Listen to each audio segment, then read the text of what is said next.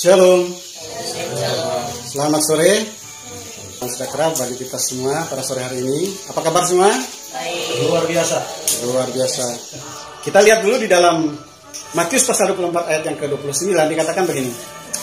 Segera sesudah siksaan pada masa itu, matahari akan menjadi gelap dan bulan tidak bercahaya dan bintang-bintang akan berjatuhan dari langit dan kuasa-kuasa langit akan goncang. Pada waktu itu akan tampak tanda anak manusia di langit dan semua bangsa di bumi akan meratap dia dan semua bangsa di bumi akan meratap dan mereka akan melihat anak manusia itu datang di atas awan-awan di langit dengan segala kekuasaan dan kemuliaannya. Nah, ini yang saya katakan bahwa ada hal yang menggelisahkan saya karena gini. Di akhir pada masa anugerah ini gereja Tuhan diangkat kan. Nah, jadi seperti yang diumpamakan di mana ada gadis-gadis yang bijaksana dan gadis-gadis yang bodoh ya. Ada orang yang di tempat tidur yang satu diangkat, yang satu ditinggalkan ya kan. Nah, jadi pada masa pengangkatan itu ketika rapture itu terjadi, ada banyak orang dari segala bangsa itu ada banyak orang percaya yang sebenarnya percaya anak-anak Tuhan itu, tetapi mereka tidak ikut terangkat, tapi mereka tertinggal di bumi ini. Dari segala bangsa mereka tertinggal di bumi ini dan mereka akan mengalami penganiayaan yang luar biasa, yang dahsyat, dan mereka banyak yang mati syahid dan sebagian dari mereka juga akan murtad ya. Jadi sebagian mati syahid tetapi mereka berhasil mempertahankan iman mereka. Nah, sebagian dari mereka itu akan murtad. Nah, yang murtad ini, mereka inilah yang akan masuk ke dalam masa pemerintahan antikris ya. Kita melihat di dalam Matius pasal 24 ini ayat yang ke-30 dikatakan begini. Pada waktu itu akan tampak tanda anak manusia di langit dan semua bangsa di bumi akan meratap dan mereka akan melihat anak manusia itu datang di atas awan-awan di langit dengan segala kekuasaan dan kemuliaannya. Jadi seringkali saya tegaskan bahwa pengangkatan itu atau rapture itu terjadi itu tidak sekejap mata ya. Kenapa? Karena Alkitab sendiri yang mengatakan bahwa semua bangsa di bumi ini akan melihat ya. Bukan saja mereka melihat, bukan saja mereka menyaksikan, tetapi mereka meratap ya. Saudara tahu bahwa ratapan itu melebihi daripada tangisan. Mereka akan menangis terseduh-seduh, bahkan mereka akan menangis meraung-raung gitu ya. Mereka akan menangis secara histeri. Bahkan di dalam Lukas dilukiskan di sana bahwa mereka itu akan terpingsan-pingsan ya. Sebetulnya kalau terjemahan baru itu mereka akan mati ketakutan. Itu istilahnya, bahasa asli itu tidak ditulis seperti itu ya. Bukan mati ketakutan, itu hanya sebagai istilah. Tetapi mereka akan terpingsan-pingsan saking takutnya. Nah, saudara, ayat ini 50 tahun yang lalu kayaknya mustahil ya. Tetapi hari ini di mana kita hidup pada zaman ini tidak ada sesuatu lagi yang mustahil ketika muncul internet. Ya, karena semua orang itu akan menyaksikan, semua orang itu akan melihat dia. 50 tahun yang lalu itu ayat ini kayaknya mustahil. Tetapi 2000 tahun yang lalu ketika ayat ini ditulis, maka Alkitab sudah menubuatkan akan adanya internet. Ya, jauh hari 2000 tahun yang lalu, sebelum keadaan kita hidup hari ini, sudah dinubuatkan tentang internet. Sudah dinubuatkan tentang live streaming, ya. Siaran langsung. Itu sudah dinubuatkan 2000 tahun yang lalu. Loh, dari mana saya tahu? Saudara lihat, perhatikan ayat ini. Pada waktu itu akan tampak tanda anak manusia di langit dan semua bangsa di bumi akan meratap dan mereka akan melihat anak manusia. Jadi semua bangsa di bumi ini tidak terkecuali. Ya, semua akan melihat dan menyaksikan dari semua saluran, semua kanal di internet itu, semua akan menyiarkan ini karena ini peristiwa fenomenal, peristiwa yang mengejutkan, peristiwa yang mengagetkan ya. Karena kedatangan Hamasia itu ya dengan penuh kemuliaan, dengan penuh kekuasaan. Bagaimana tidak mereka akan begitu tersadar dan penyesalan itu sudah sangat terlambat. Itu sebabnya mereka meratap dan meraung-raung. Saudara, kenapa saya katakan keadaan seperti itu? Ini tidak melebih-lebihkan. Mari kita lihat di dalam Lukas ya pasal Lukas pasal yang ke-21 ayat yang ke-25 dikatakan begini. Dan akan ada tanda-tanda pada matahari dan bulan dan bintang-bintang, dan di bumi bangsa-bangsa akan takut dan bingung menghadapi deru dan gelombang dan gelora laut. Orang akan mati ketakutan karena kecemasan berhubungan dengan segala apa yang menimpa bumi ini, sebab kuasa-kuasa langit akan goncang. Pada waktu itu orang akan melihat anak manusia datang dalam awan-awan dengan segala kekuasaan dan kemuliaan. Nah, saudara, dalam terjemahan interlinear yang seringkali kita pakai, di situ dikatakan ayat yang ke-26, orang-orang akan terpingsan-pingsan oleh rasa takut. Ya. Jadi bukan mati ketakutan, ya. Tapi mereka hanya pingsan saking takutnya.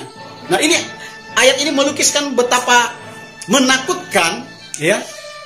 Sehingga kedatangan anak manusia itu membuat mereka itu terpingsan-pingsan.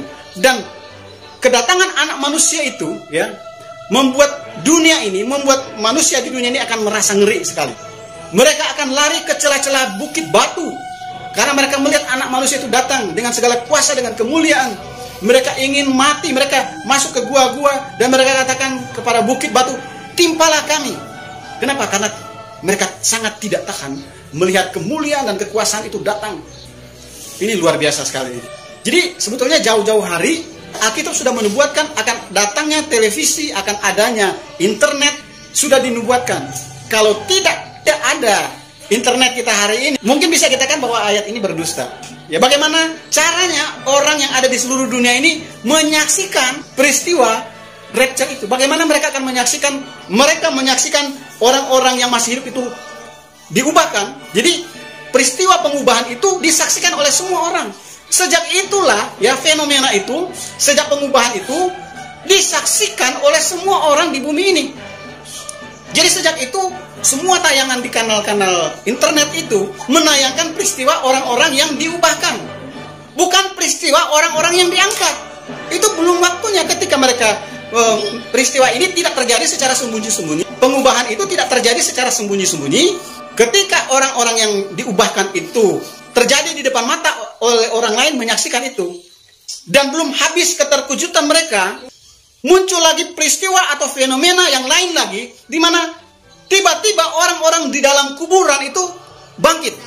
Ada kebangkitan, dan peristiwa kebangkitan itu pun ditayangkan di televisi, di internet, disiarkan secara langsung. Jadi ini bukan sekejap mata. Semua orang akan menyaksikan, dan menuju kepada puncaknya ketika semua orang-orang yang mati itu dibangkitkan, disaksikan oleh semua orang, yang semua bangsa yang ada di bumi ini. Orang-orang yang diubahkan dengan sekejap itu disaksikan oleh semua orang, dan itu disiarkan secara langsung melalui kanal internet.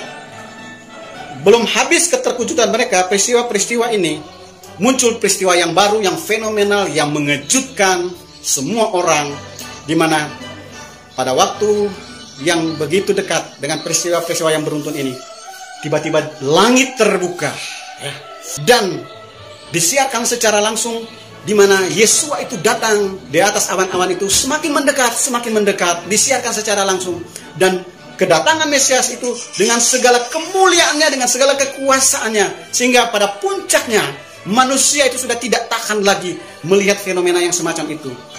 Mereka diliputi dengan ketakutan yang luar biasa, sampai terpingsan-pingsan mereka melihat itu. Tetapi yang sangat disayangkan pada waktu itu, di mana anugerah sudah tertutup. Ada banyak orang yang bertobat pada masa itu, tetapi pertobatan mereka sudah tidak diterima lagi karena anugerah itu sudah tertutup. Ya, ingat waktu yang lalu saya sampaikan bahwa pengubahan sekejap mata itu adalah batas akhir daripada kesabaran Tuhan. Sehingga ketika mereka menyaksikan orang-orang yang diubahkan, mereka menyaksikan orang-orang yang dibangkitkan, dan mereka juga menyaksikan langit terbuka, dan secara spektakuler anak manusia itu di awan-awan itu mereka menyaksikan, dan mereka begitu sangat ketakutan. Dan tentunya orang-orang yang ada di bumi ini tentunya akan ada banyak yang akhirnya percaya, akan ada banyak yang akhirnya bertobat dari dosa-dosa mereka. Tetapi sangat sungguh disayangkan, masa hari itu sudah sungguh sangat terlambat. Tidak ada lagi pengampunan. Anugerah sudah tertutup. Mungkin orang bertanya, wah Pak Pendeta, kok seenaknya ngomong seperti itu. Apakah itu ada di dalam Alkitab? Saudara tahu peristiwa Nuh ketika bah itu mulai mengangkat bahtera, dan semua orang yang ada di sekitar bahtera itu, saudara-saudara Nuh itu, tetangga-tetangganya berada di sekeliling bahtera itu, dan air mulai memenuhi daratan di mana bahtera itu mulai terangkat secara perlahan-lahan. Saya yakin di mana banyak orang juga pada masa itu akan akhirnya bertobat. Mereka katakan, Nuh, benar engkau katakan itu. Selama 120 tahun Nuh menginjil, tidak ada satupun yang bertobat kecuali keluarganya. Tapi Alkitab katakan bahwa Tuhan yang menutup pintu bahtera itu dari belakang Nuh. Artinya Tuhan menutup pintu bahtera itu dari luar bahtera. Nuh yang ada di dalam tidak bisa buka pintu itu, dan tidak ada satupun yang sanggup, yang bisa Nuh selamatkan pada masa itu. Sekalipun itu keluarganya. Nah, Alkitab katakan bahwa seperti pada zaman Nuh. Amin. Jadi Alkitab katakan loh ini, seperti pada waktu zaman Nuh, keadaan kita akhir zaman ini. Sehingga ketika pintu anugerah itu Tuhan sudah tutup, seperti Tuhan menutup pintu bahtera itu dari belakang Nuh, di mana anugerah ini Tuhan akan menutupnya. Ya, ditandai dengan pengubahan dalam sekejap. Itu batas akhir daripada kesabaran Tuhan. Tetapi seterusnya setelah orang itu diubahkan, tidak ada lagi orang bisa diterima pertobatannya, kecuali kalau yang mau mati syahid. Ya, sudah tidak ada lagi keselamatan dalam anugerah. Dan ada banyak orang di bumi ini akhirnya bertobat. Mereka meratap, tapi sudah sangat sungguh terlambat. Itu sebabnya mereka meraung-raung, mereka meratap sampai terpingsan-pingsan. Itu Alkitab yang melukiskan keadaan seperti itu, sesuatu yang sangat-sangat begitu mengerikan. Ya, begitu menakutkan pada waktu itu. Karena ini menyangkut keselamatan loh. Hari ini ada banyak orang menghujat Yesua. Ada banyak hujatan yang dilemparkan kepada Yesua. Hari ini ada banyak anak-anak Tuhan yang dianiaya, yang dibatasi yang dihambat ibadahnya, dihambat pembangunan gerejanya. Karena mereka merasa memiliki bumi ini. Seolah mereka saja yang punya dunia ini, ya kan? Padahal tanah itu bukan tanah mereka, tanah orang. Tapi kenapa mereka rasanya berkuasa untuk menghambat perkembangan, menghambat pembangunan gereja? Tetapi semuanya itu bukan tanpa akibatnya. Akan datang akibatnya. Mereka akan menuai apa yang mereka tabur. Di mana kedatangan Yesua akan membuat mereka itu terpingsan-pingsan, kata firman Tuhan. Jadi firman Tuhan katakan, ketika gereja Tuhan itu diangkat, yang lain ditinggalkan, dan yang ditinggalkan itu sebagiannya mengalami murtad, dan sebagiannya lagi mati syahid. Dan yang mati syahid ini sebetulnya lebih banyak ya. Yang murtad ini dia masih hidup, dia masuk ke dalam masa pemerintahan antikris selama 3,5 tahun. Dan dia tidak tergolong dalam golongan yang mana-manapun. Ya. Alkitab katakan 144.000 orang itu adalah 144.000 dari suku-suku Israel. Ini sudah bisa dipastikan, nggak ada tafsiran lain. Ini sudah pasti bahwa dari suku-suku bangsa Israel. Tidak ada satupun yang masuk orang-orang yang menyebutkan dirinya mereka Kristen, yang menyebut mereka anak Tuhan. Jadi anak-anak Tuhan yang masuk ke dalam masa pemerintahan antikris itu adalah orang-orang yang sudah murtad sebetulnya. Ya. Nah, jadi sebetulnya 3,5 tahun itu adalah masa pemerintahan antikris. Artinya itu antikris berkuasa. Tuhan menyerahkan dunia ini kepada kelaliman, dan antikris itu berkuasa dengan diktatornya. Dan 3,5 tahun itu, di samping daripada itu, 3,5 tahun itu adalah sebetulnya waktu untuk bangsa Israel. Karena 3,5 tahun itu adalah potongan dari 3,5 tahun sebelumnya, yaitu pada masa Yesua ada di muka bumi ini. Ya. Nanti kita akan melihat potongannya. Makanya saya katakan kalau penafsiran itu, kalau dari kata-kata mungkin bisa mengelak, kan, bisa ngeper. Tapi kalau sudah menyangkut angka, kenapa dia 3,5 bukan 7 tahun? Nah, itu nanti akan saya jelaskan. Ya.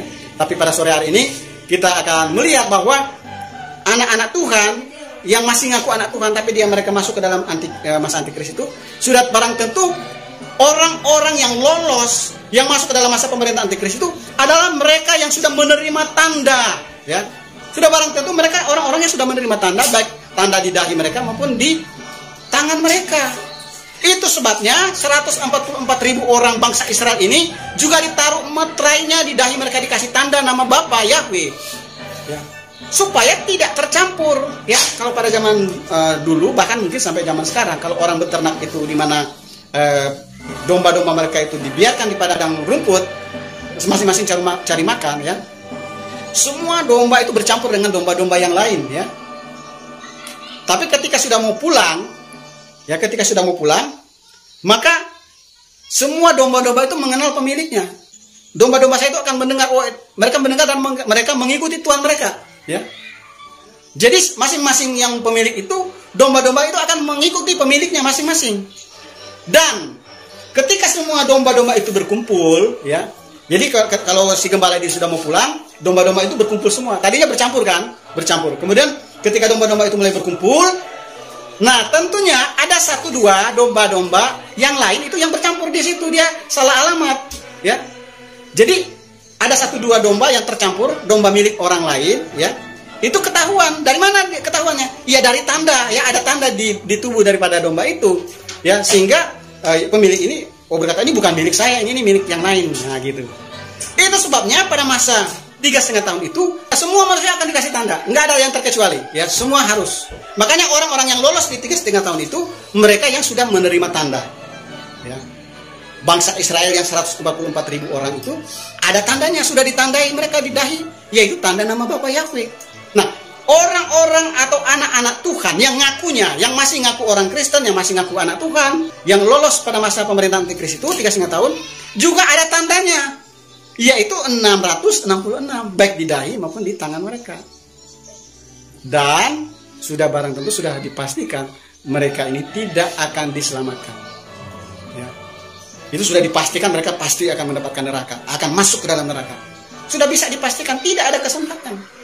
Kesempatan orang bertobat itu sebelum masa pemerintahan Antikris, di mana orang menebus menebus dengan darahnya sendiri. Mereka harus ada penumpahan darah, mereka harus martir, ya, di sebelum masa pemerintahan Antikris itu, pada akhir daripada pengangkatan itu dan memasuki masa Antikris itu, gereja Tuhan diangkat dan terjadi penganiayaan, dan orang-orang yang tertinggal itu yang mati saat itu, mereka mempertahankan iman mereka dan mereka diselamatkan, ya.